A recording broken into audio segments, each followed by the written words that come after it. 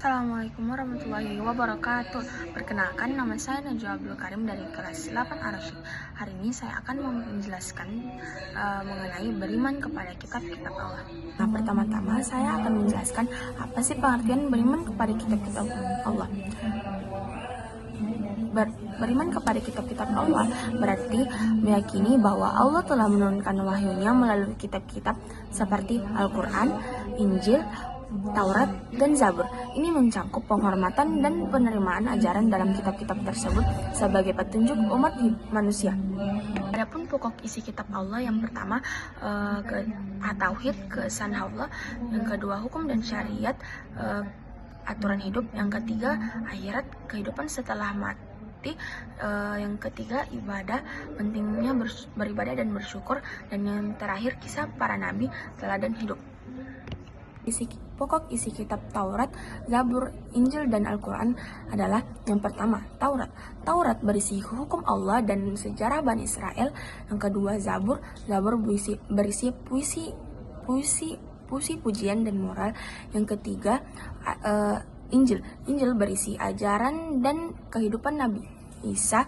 Dan yang terakhir, Al-Quran. Al-Quran berisi wahyu, hukum, dan kisah para nabi.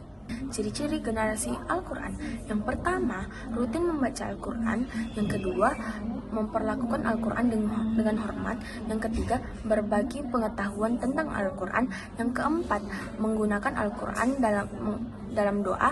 Dan yang terakhir, terlibat dalam pembelajaran Al-Quran. Nah, cara beriman kepada Allah yang pertama, meyakini bahwa kitab-kitab itu wahyu Allah.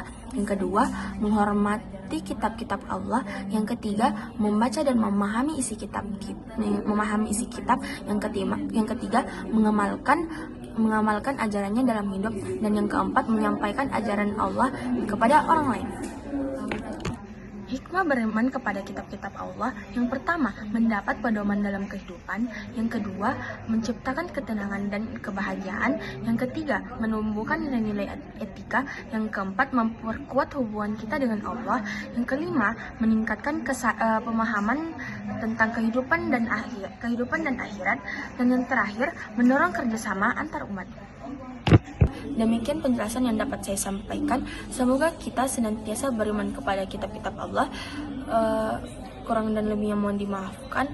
Wabillahi taufiq wal hidayah. Wassalamualaikum warahmatullahi wabarakatuh.